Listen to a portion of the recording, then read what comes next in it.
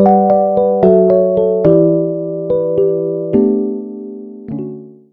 오늘 소요리 문답 7문에서 12문까지의 내용입니다. 오늘 말씀의 제목은 영원하신 하나님의 작정을 묵상하고 신뢰하라라는 제목으로 함께 은혜를 나누도록 하겠습니다. 지금 인간의 모습은 아담의 범죄함으로 인간이 전적으로 타락하고 그 본성과 또 지성 모든 우리 인간의 영역에 타락이 됐고 오염이 됐기 때문에 창조주 하나님을 인정할 수가 없습니다. 그리고 찾지도 않고 또 부르지도 않습니다. 그게 지금 인간의 모습입니다. 사람들은 하나님 없이도 내가 잘 될 수 있다고 생각하고 또 그렇게 살아갑니다. 그 모습으로. 그것이 우리가 창세기 11장에서 잘 알 수 있죠. 사람들이 하나님을 부르지 않았습니다. 여호와 하나님을 부르지 않았다고 분명히 나오죠. 지금도 마찬가지입니다. 지금 시대 보십시오. AI 시대가 왔습니다. 우리가 불과 한 20년, 30년 전에 제가 초등학교 다닐 때도 2020년이 되면 이런 모습으로 될 것이다. 물론 상상한 대로 되지는 않았지만 생각보다 많은 부분들이 그렇게 지금 되어져 가고 있습니다. 지금 우리가 큰 변곡점을 맞이하고 있잖아요. 우리 지금 이제 드라이빙 시장이 어떻습니까?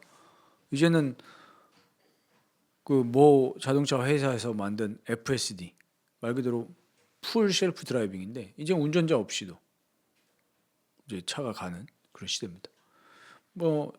그걸 우리가 좋다 나쁘다 할 이유는 없습니다. 왜냐하면은 기술 이런 부분은 다 양면이 있기 때문이죠. 인터넷에서 봤는데 그 차를 테슬라를 사가지고 미국에 있는 80대인가 90대 할머니인데 교회 가기 위해서 테슬라를 사신 거예요. 교회 주일 예배 가려고. 왜냐면 혼자 미국은 이제 차가 없으면 못 움직이잖아요. 대중교통이 약하니까. 할머니가 그래도 재력이 있으신 건지 아니면은 자녀들이 사준 건지 아무튼 교회 가기 위해서 테슬라를 산 거예요. 알아서 교회까지 가주니까. 가지고 할머니가 굉장히 기뻐하는 이 장면이 있더라고요. 내가 이제 교회를 갈 수 있다. 기술에는 다 이 양면이 있습니다. 좋은 모습이 있고 안 좋은 모습이 있는데 우리는 뭘 봐야 되냐면 AI 시대가 왔다고 해서 이 세상의 주권을 사람이 가지고 있는 게 아닙니다. 아무리 기술이 발전되고 인간이 우리가 달도 갈 수 있구나 화성도 갈 수 있구나 아무리 이렇게 생각한다 한들 인간의 생명은 창조주께서 붙들고 계시고 이 세상도 창조주께서 붙들고 계시다는 사실을 우리는 명심을 해야 됩니다. 근데 사람들은 과학이 발전하고 문명이 발전하면 인간이 꼭 뭐라도 된 것처럼 생각을 합니다. 우리 유명한 작가 중에 유발 하라리라는 사람이 있죠. 그 사람이 호모사피엔스 그 책을 가지고 굉장히 히트를 쳤지 않습니까? 근데 요즘에 제가 그거를 추적을 안 해봐서 모르겠는데 제가 본 마지막 작품은 호모데우스였습니다. 뭡니까 이제? 인간이 생각하는 그 존재를 넘어서서 이제 신적인 존재가 된다라고 생각을 하는 겁니다. 그래서 그 사람이 이제 초반에 얘기하는 게 우리 과거의 인류가 정복하지 못했던 많은 부분들을 정복을 했다. 많은 전염병, 또 예전에는 아기들이 태어나면 죽는 경우가 많았잖아요. 청교도들 저작을 보면 청교도들의 자녀들이 되게 많이 죽었습니다. 많이 죽었고 또 부인이 많았어요. 부인이 많았다는 얘기는 일부 다처제가 아니라 부인들이 많이 죽었어요. 많이 죽어가지고 재혼하고 3번 결혼하기도 하고 그랬던 경우가 허다했죠. 너무 많이 병으로 죽었던 시대이기 때문에. 불과 그게 300년 전, 200년 전이에요. 요 지금 한 몇 세기, 한 2, 3세기 만에 인류가 엄청 급속도로 과학기술, 의료기술 이런 게 발전이 됐는데 문제는 뭐냐면은 죄악은 더 강해졌다는 겁니다. 우리가 이런 착각을 버려야 됩니다. 과학기술이 우리 그리스도인들은 과학기술 새로운 게 왔다고 해서 너무 화나면 안 돼요. 그럼 그냥 그렇구나. 그냥 그렇구나. 우리의 관점은 항상 어때야 되냐면 죄와 그리스도입니다. 죄와 그리스도. 죄는 더 관영해질 것이고 많은 교회들조차도 그리스도는 약화가 되고 있습니다. 심지어 그리스도는 입으로 말하는데 어떤 처참한 결과가 나왔습니까? 율법 폐기주의나 방종으로 가는. 그거야말로 진짜 그리스도 약화거든요. 그렇게 살 수가 없는 건데. 그럼 우리가 이런 현실을 알고 오늘 우리가 이 은혜 받고 또 마음에 담고 또 우리 삶 속에서 실제 실천해야 되는 것이 오늘 하나님의 작정에 대한 부분입니다. 오늘 7문에서는 하나님의 작정이 무엇이냐라고 정의를 내리고 있습니다. 자, 우리 한번 같이 소리내서 읽어보면 좋겠습니다. 하나님의 작정들은 무엇입니까? 우리 한번 읽어보겠습니다. 하나님의 작정들은 자신의 영광을 위해 발생할 모든 일을 미리 정하신 그의 뜻의 경륜에 따른 하나님의 영원하신 목적입니다. 자, 작정이 뭐라고요? 하나님의 모든 뜻의 경륜에 따른 하나님의 영원하신 목적이다. 근데 전제 조건이 있죠. 자신의 영광을 위해 발생할 모든 일. 자, 그럼 여기서 경륜이 뭔지를 알아야죠. 경륜. 우리 삼위일체 지난번에 말씀드리면서 내재적 삼위일체와 경륜적 삼위일체 말씀드린 거 기억하실 겁니다. 경륜이라고 했을 때 말 그대로 우리 경륜적 삼위일체는 내재적 삼위일체는 성부, 성자, 성령 우리 그 본질 자체를 얘기하는 거였다면 경륜적 삼위일체는 성부, 성자, 성령 하나님께서 인간의 구원을 위해서 일하시는 부분이라고 했습니다. 그럼 여기서 이제 경륜이라고 했을 때 온 세상을 다스리시는 하나님의 계획과 질서입니다. 이게 경륜이에요. 온 세상을 다스리시는 하나님의 계획과 질서. 그 계획과 질서에 따라서 하나님이 정해 놓으신 영원하신 목적이 바로 작정이라는 거예요. 영원하신 목적. 그 목적 안에 경륜이 들어가 있는 거죠.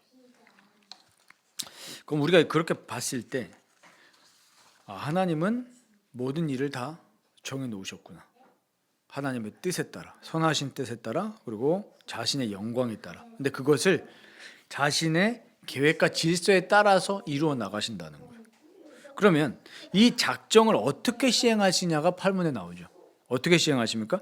창조와 섭리를 통해서 자신의 목적, 작정이죠. 자신의 목적을 이루어 나가시는 겁니다. 그래서 창조에 대해서 구문과 신문에 나옵니다. 우리 창조에서 창조의 정의를 내릴 때 우리 중요한 요소가 있습니다.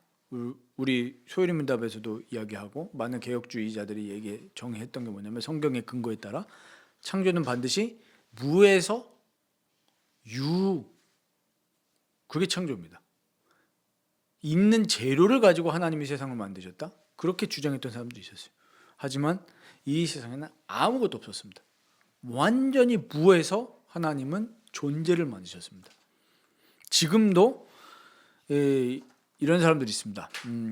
하나님 뭔가 신적인 존재는 계시지만 그냥 하나님이 이 세상을 그냥 알아서 돌아가도록 만드셨다. 이제 이신론이라는 주장이죠. 우리가 합리적인 사고를 하면은 자꾸 그런 경향으로 빠질 수가 있습니다. 알아서 돌아가는 거 아니냐. 그러니까 그렇지 않습니다. 분명히 히브리서 우리 1장에도 말씀하신 것처럼 그리스도께서 모든 만물을 지금도 붙드시고 계십니다. 여기서 조금 새로운 단어가 나오죠. 우리 창조라고 했을 때 그러면 그 인간 그러니까 피조물 자체에는 능력이 없는 거냐, 에너지가 없는 거냐 이런 얘기를 하면서 예를 들면은 새로운 아기가 뱃속에 생겼습니다. 그러면 이거 하나님이 창조하신 겁니까? 아니면은 인간이 만들어낸 겁니까? 합리적으로 생각하면은 그래 하나님 인간을 창조하셨다. 근데 그 다음부터는 인간 안에 있는 세포가 정주한 안자가 만나서 생기고 세포 분열이 되고 알아서 생기는 거 아니냐? 이런 식으로 빠질 수 있어요. 그렇다고 해서 그 사람이 하나님을 안 믿는 거냐? 그럴 것 같지는 않지만 근데 여기서 나오는 단어가 이제 매개적 창조죠. 하나님이 창조하신 그 창조물 속에서 하나님이 그 새로운 생명을 새로운 생명이 잉태가 되거나 또 동물도 마찬가지죠. 그걸 그냥 하나님 내비두신 게 아니고 그것까지도 하나님의 주권 속에서 하나님의 일하심으로 생겨나는 것입니다. 그렇게 보지 않으면 우리는 어떻게 되냐면은 자꾸만 내 어떤 뭐랄까요, 내 지혜, 내 지식을 의지하기가 더 쉽습니다. 그래서 과학자들도 그냥 공부하면 야 내가 진짜 과학을 다 아는구나 싶지만 들어가면 들어갈수록 우리 인간이 다 설명할 수 없는 영역이 분명히 있거든요. 하나님 인정할 수밖에 없어요. 저는 저희 아이들 둘이 있지만 저는 그때마다 정말 하나님 많이 느끼거든요. 잘하는 거 보면서도 하나님 느낍니다. 물론 이 아이 안에 있는 그 고유의 에너지가 있고 세포가 있고 그 세포 분열이 되면서 큰 거 아닙니까? 그러나 그것까지도 우리는 어떻게 믿는 겁니까? 그것까지도 하나님의 손에 있다라고 믿는 겁니다. 그래서 우리는 전지전능하신 하나님이라고 고백을 하죠. 우리가 생각했을 때는 인류 80억을 어떻게 하나님 다 아시겠냐? 우리 입장에서 봤을 땐 그러죠. 아니 교회 목회를 하면서도 한 사람 한 사람을 다 알기에 우리가 힘이 딸리잖아요. 다 알 수는 없는 거잖아요. 근데 하나님은 다 아십니다. 내 몸의 모든 곳을 다 아세요. 하나님 그런 것까지도 이렇게 생각하는 게 우리 인간의 죄성입니다. 하나님은 전지전능하십니다. 하나님이 다 허락하시고 주시는 거예요. 이 작정을 하나님의 목적을 이루시기 위해서 창조와 섭리를 통해서 일하시는 거예요. 그래서 우리가 하나님이 우리를 창조하신 거, 세상 모든 만물을 창조하시고 지금도 우주 만물을 붙드신 이 모든 것이 결국엔 어디랑 연결되어 있는 거라고요? 작정과 연결되어 있는 겁니다. 작정. 그리고 섭리라고 했을 때 우리 11문, 12문에 나와 있는데 섭리의 사역이 무엇입니까? 자, 섭리의 정의입니다. 그분의 모든 피조물들과 피조물의 모든 행위까지 포함입니다. 그러니까 예를 들면 우리 인간 그리고 우리 인간의 행위까지 우리의 삶까지 포함하는 거죠. 이의 행위를 향한 지극히 거룩하시고 이 단어에 유의하셔야 됩니다. 거룩과 지혜로우심, 거룩과 지혜로우시며 강력하신 하나님의 보존과 통치하심이 바로 섭리입니다. 보존과 통치. 근데 이 보존과 통치는 우리의 보존과 통치가 달라서 너무나 거룩하시고 지혜로우세요. 그러니까 인간 지도자가 아무리 잘 보존하고 통치를 해도 하나님과 비견할 수가 없습니다. 하나님의 섭리는 거룩하시고 지혜로우십니다. 그래서 우리 인간의 지혜로 다 알 수가 없습니다. 때로는 시련이 있는 것 같고 때로는 고통이 있는 것 같지만 하나님의 작정을 이루시기 위해서 하나님은 우리 택한 자를 섭리하십니다.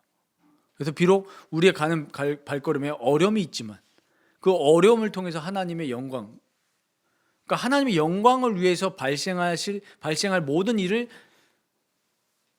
정해 놓으셨다는 거예요. 우리가 이걸 진짜 묵상한다면 어떤 일들이 나옵니까? 나의 삶이 하나님의 작정 속에 있다면 우리 작정의 정의가 하나님의 영광을 위해서 발생할 모든 일이잖아요. 그럼 우리의 일생이 하나님의 작정 속에 있다는 걸 믿으면 나의 삶은 무엇을 위해서 사는 겁니까? 하나님의 영광을 위해서 존재한다는 걸 알게 되죠. 왜? 작정을 위해서 작정을 어떻게 시행하시냐 8문에 이거랑 연결시켜서 보면 작정을 창조와 섭리를 통해서 시행하신다 그랬잖아요. 그럼 하나님의 작정을 위해서 누구를 창조하신 겁니까? 우리들을 창조하신 거예요. 그리고 우리의 인생을 창조해서 그치지 아니하시고 섭리로 이끌어 가신다는 것을 우리가 믿는다면 내가 태어났고 또 누굴 만났고 때로는 질병에 걸리기도 하고 때로는 좋은 일도 생기기도 하고 어떨 때는 슬픈 일이 생기고 이 모든 것이 하나님의 경륜에 따른 목적을 이뤄나가는 일의 한 꼭지다, 한 퍼즐이다. 이걸 우리가 묵상하게 된다면 우리에게 오는 첫 번째 유익이 무엇이겠습니까? 위로입니다. 위로. 우리 하이델베르크 1문에도 그 내용입니다. 우리에게 진짜 위로가 뭐냐?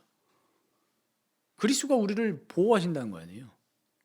이걸 진짜 안다면 지금 우리 안에 우리에게 있는 여러 가지 갖가지 어려움들이 있습니다. 그건 우리에게만 있는 게 아닙니다. 모든 인간은 남녀노소를 막론하고 부의 거대함과 자금을 막론하고 모든 사람은 어려움이 다 있습니다. 그게 인간입니다. 그게 인생입니다. 어려움이 없는 인생은 한 사람도 없습니다. 다 어려움이 있어요. 보통 우리는 이렇게 생각하는 경향이 큽니다. 내가 세상에서 제일 힘들다. 군인들에게도 물어보면 그래요. 내가 세상에 제일 힘든 보직입니다. 남들은 야, 저 꿀보직이네 이래도 내가 제일 힘들어요. 내가 근무했던 근무지가 제일 빡세고 내가 맡았던 일이 제일 힘든 게 그게 사람의 본능이에요. 남이 암 걸려도 고생하는 것보다 내가 걸린 감기가 힘든 게 사람이라니까요. 모든 인간은 어려움이 있습니다. 그러나 이것이 하나님의 작정 속에 있다는 것을 내가 진짜 믿고 묵상한다면 언제든지 위로함을 얻을 수 있습니다. 우리는 어느 상황에서든지 간에 하나님의 작정을 묵상해야 됩니다. 하나님의 분명한 선한 계획이 있다. 그리고 여기서 끝나는 것이 아닙니다. 이 하나님의 작정 안에 나의 인생이 있다는 것을 믿는다면 순종하게 됩니다. 그리고 선한 행동을 하게 됩니다. 작정 속에 있으니까요. 작정의 큰 대전제가 뭐였어요? 하나님의 영광입니다. 그러니까 하나님의 영광을 위해서 모든 일이 하나님의 경륜에 따라서 정해져 있고 이끌어 가신다는 것을 믿는다면 우리는 막 살지 않습니다. 그렇지 않겠습니까? 하나님의 영광을 위해서 한다는 걸 내가 믿는다면 막 살지 않죠.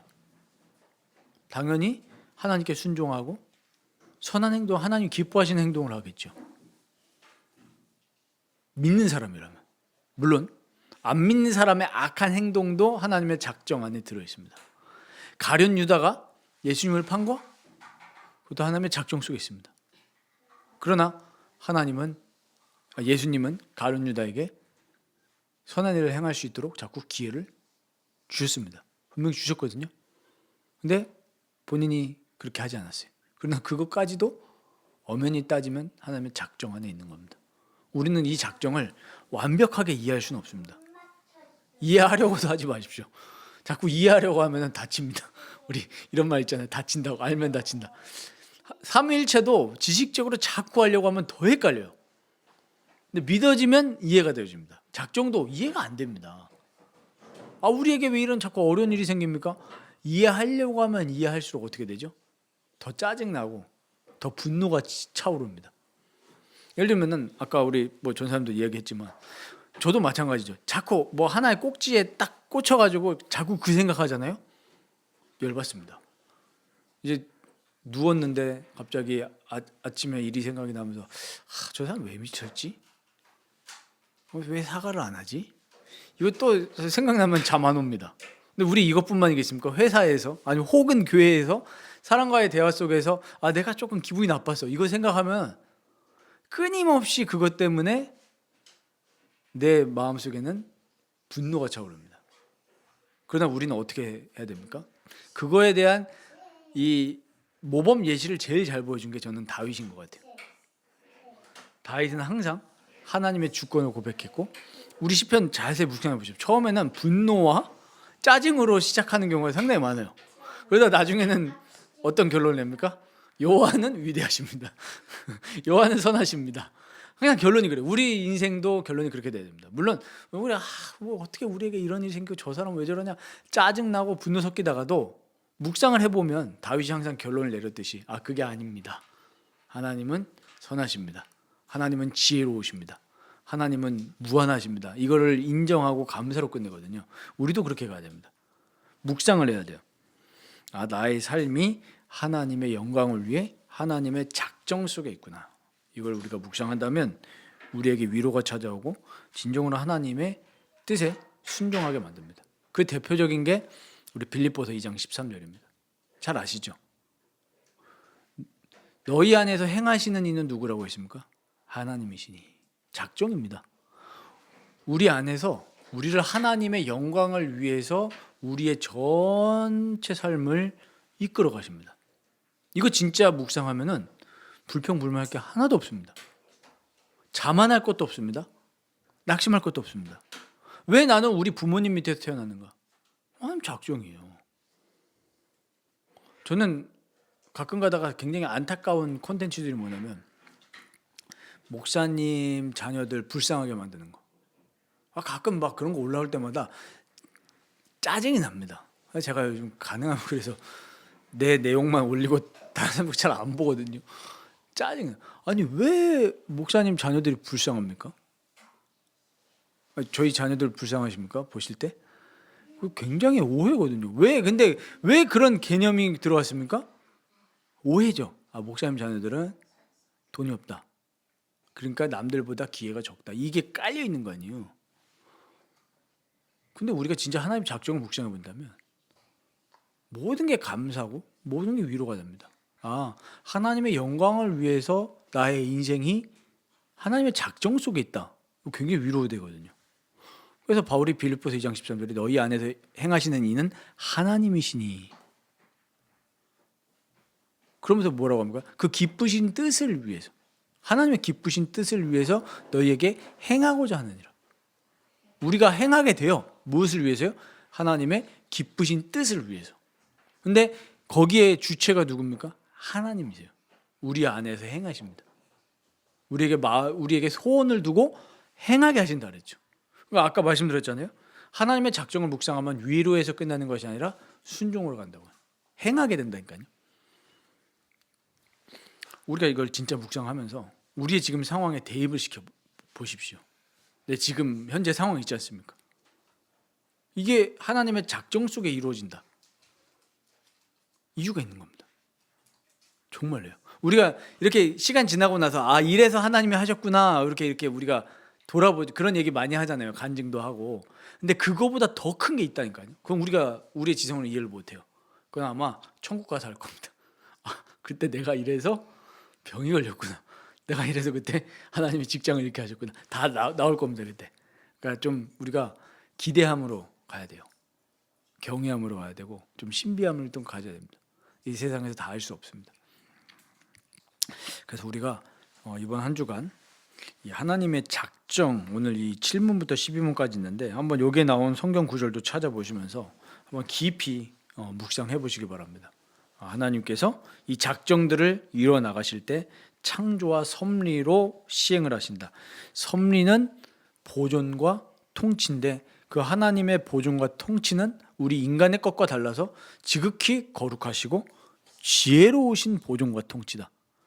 그렇기 때문에 우리 입장에서 봤을 때는 나에게 너무 아픈 일, 안 좋은 일, 슬픈 일이 많이 찾아오는 거 아닌가 싶을 때라도 이 하나님의 섭리를 잘 묵상해 보십시오.